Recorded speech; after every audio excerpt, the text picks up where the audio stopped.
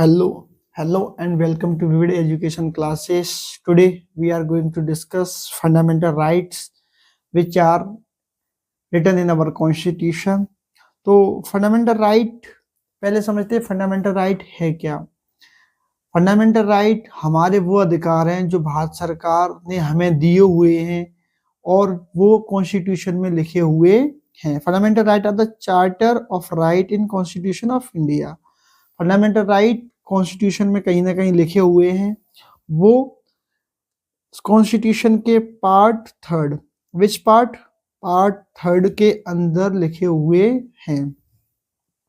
From article 12 to article 35 means constitution के article 12 से लेकर जब हम आर्टिकल 35 तक पढ़ेंगे तो हम फंडामेंटल राइट के बारे में जानेंगे।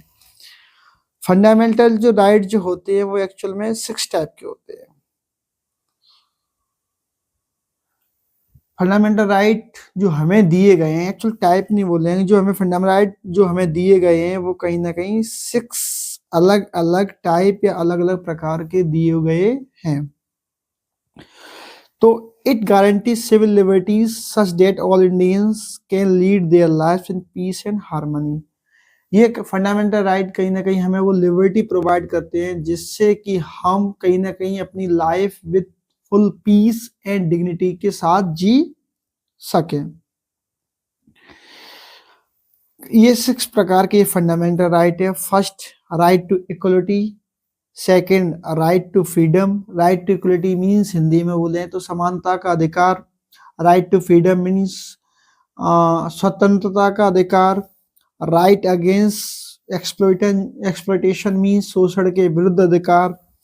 Right to freedom of religion मतलब किसी भी धर्म को मानने या उसका प्रचार प्रसार करने का अधिकार।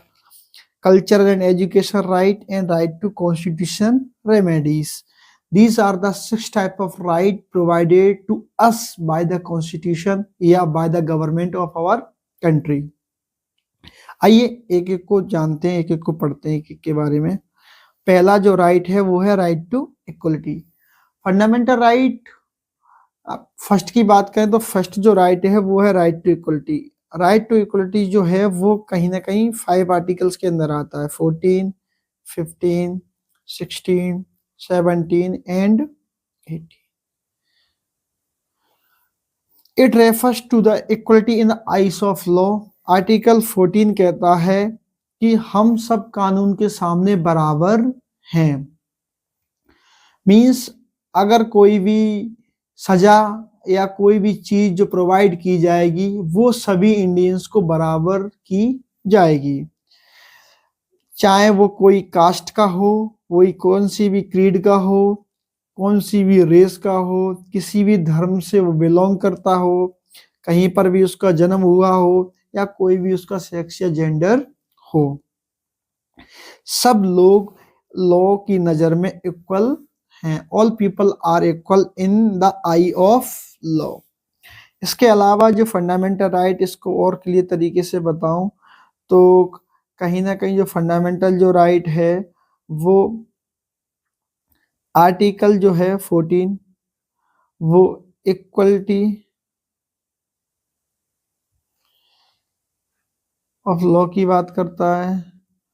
आर्टिकल जो 15 है वो कहीं ना कहीं राइट अगेंस्ट डिस्क्रिमिनेशन की बात करता है। इसकी बात करता है राइट अगेंस्ट डिस्क्रिमिनेशन।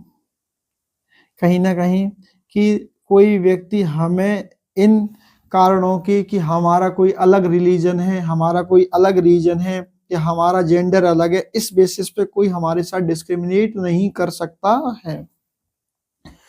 जबकि आर्टिकल 16 की बात करें तो वो कहीं ना कहीं इक्वलिटी ऑफ अपॉर्चुनिटी की बात करता है कि कहीं ना कहीं सभी लोगों को सेम प्रकार की अपॉर्चुनिटी प्रोवाइड की जाएंगी। वहीं मैं अगर आर्टिकल 17 की बात करता हूँ, किस आर्टिकल की बात करता हूँ? आर्टिकल 17 की। तो जो आर्टिकल 17 है वो हमें देता है right against untouchability. Means Indian constitution हमें प्रोवाइड कराता है कि हमें किसी भी प्रकार की अनटचेबिलिटी ना तो फेस करनी है, अगर हमारे साथ होती है देन ये हम उसके खिलाफ सुप्रीम कोर्ट या अदर किसी कोर्ट में अगेंस्ट में जा सकते हैं। आर्टिकल 18 की बात करूं राइट टू इक्वलिटी के अंदर, तो वो कहीं ना कहीं क्या प्रोवाइड करवाता है, वो अबॉलिशन ऑफ टाइटल करता है। क्या करता है? Abolition of titles.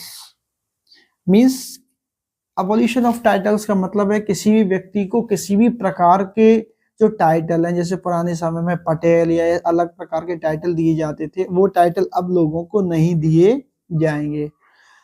अगर वो व्यक्ति किसी आर्मी में है या किसी प्रोफेशन में है तो वो अपना टाइटल यूज कर सकता है, जैसे डॉक्टर है कोई या तो कोई प्रोफेसर है, वो अपने टाइटल्स यूज कर सकता है।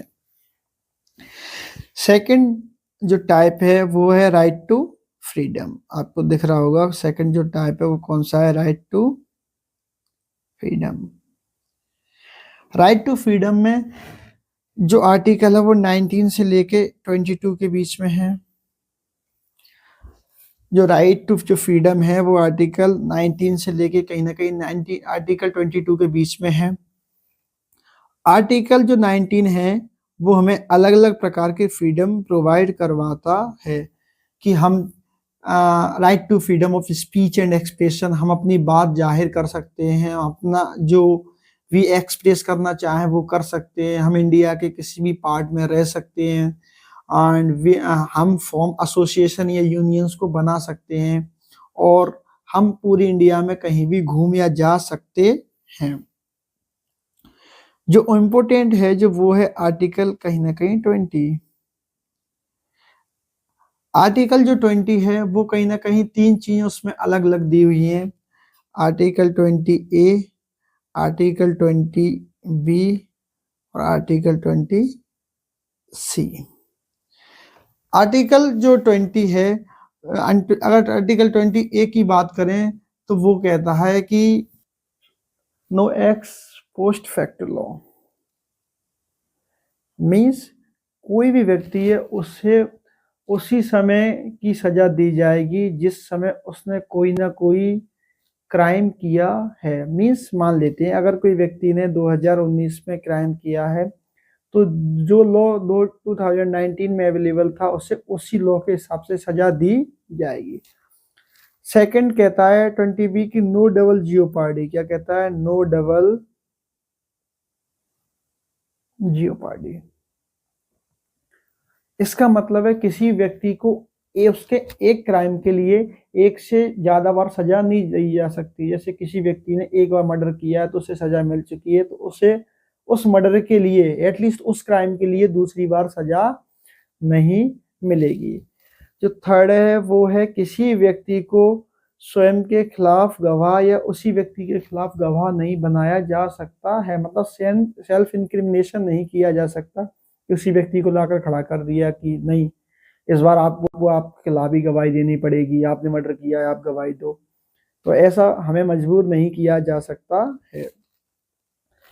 आर्टिकल जो 21 है वो कहीं ना कहीं लिबर्टी और डिग्निटी की बात करता है कि हर व्यक्ति को अपनी डिग्निटी के साथ जीने का अधिकार है। राइट टू प्राइवेसी भी इसके अंदर आता है कि आपको अपनी प्राइवेसी मेंटेन करने का अधिकार है। कोई भी व्यक्ति आपको आपकी प्राइवेसी से बाहर जाने के लिए मजबूर नहीं कर सकता। जैसे अक्सर मैं क्लास में एग्जांपल देता हूँ कि अगर आपके पेरेंट्स आपका फ़ोन मांगते हैं और कहते हैं कि लाओ फ़ोन दिखाओ, तो आप अपने आर्टिकल्स का इस्तेमाल कर सकते हैं कि नहीं, फंडामेंटल राइट में बताया गया है कि मैं आपको अपना फ़ोन नहीं दिखाऊंगा, it is my right to privacy. पर ऐसा करना मत, वरना बहुत मार पड़ेगी आपको। सॉरी।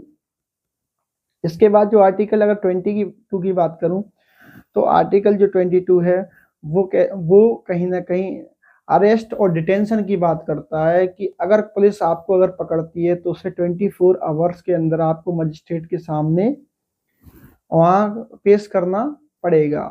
आर्टिकल 22 ही कहीं ना कहीं बोलता है कि आपको कहीं ना कहीं अपने जो लॉयर है, आपका जो भी लॉयर होगा उसे कंसल्ट करने की पुलिस को इजाजत देनी। पुलिस क्या मतलब आपके पास फंडामेंटल राइट है कि आप उस अपने लॉयर से कंसल्ट कहीं ना कहीं कर सकते हैं। जो थर्ड है 22 के अंदर, वो है कहीं ना कहीं जब आपको पुलिस अरेस्ट करेगी तो वो कहीं ना कहीं वो आपको रीजन बताएगी, कारण बताएगी कि किस वजह से आपको अरेस्ट किया जा रहा है। And it is our fundamental right to know the reason of the arrest की why are you arresting me, tell me the reason. तो ऐसा हमें पूछ सकते हैं। नेक्स्ट थर्ड फंडामेंटल राइट की बात करूं तो राइट अगेंस्ट एक्सप्लॉयटेशन। इसमें हमें राइट ये टू आर्टिकल 23 और आर्टिकल 24 के बारे में इसमें बताया गया है। आर्टिकल 23 जो है वो कहीं ना कहीं हमें डोमेस्टिक हजार्ड्स या इस चीज़ों में काम करने से रोकता है कि कोई जो व्यक्ति है उसे ऐसी जगह पर काम करने की ज़रूरत नहीं है या किसी व्यक्ति को फोर्स्ड लेबर नहीं किया जा सकता है। और 14 से जो 14 एज है उससे नीचे के बच्चे को कहीं ना कहीं काम पर नहीं रखा जा सकता है, वो कहीं ना कहीं एक्सप्लॉयटेशन के अंदर आता है।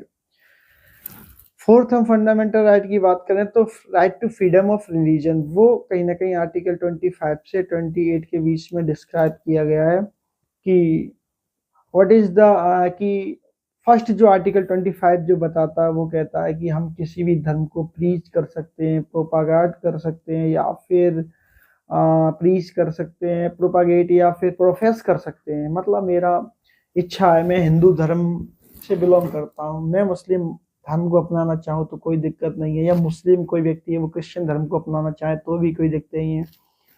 हमारी सरकार हमें इजाजत देती है कि हम जो भी धर्म हमारी इच्छा हो उसको अपना सकते हैं।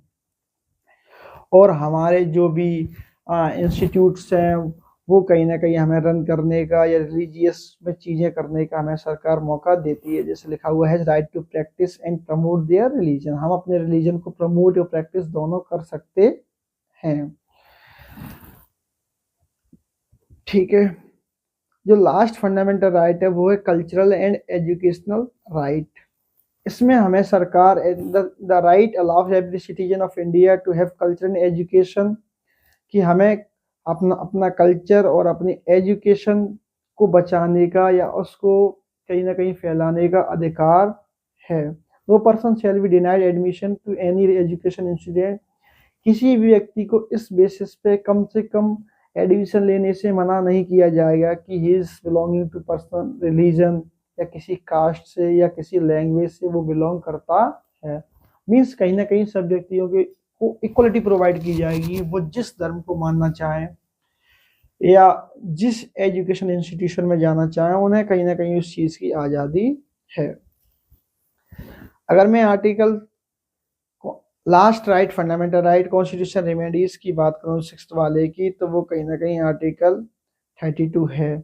मीन्स ये फंडामेंटल राइट्स को हमारे को प्रोटेक्ट करता है और हमें right to present their case in the court, और हमें अपना अगर मेरा फंडामेंटल राइट कहीं ना कहीं हैम्पर हो रहा है तो मैं उसके लिए उस जगह पर जा सकता हूँ।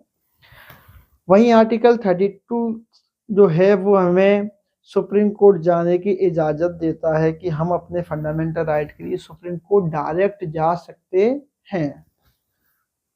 वहीं अगर हाई कोर्ट की बात करूं तो मैं इस चीज़ का इस्तेमाल करके 226 जो आर्टिकल है वो मुझे कहीं ना कहीं बोलता है कि मैं अपना आर्टिकल 226 को इस्तेमाल करके अब अगर मेरे कहीं ना कहीं फंडामेंटल राइट्स के अगेंस्ट कुछ हो रहा तो मैं उसके खिलाफ व्यक्ति के खिलाफ या गवर्नमेंट के खिलाफ सुप्रीम कोर्ट या हाई कोर्ट जा सकता हूँ।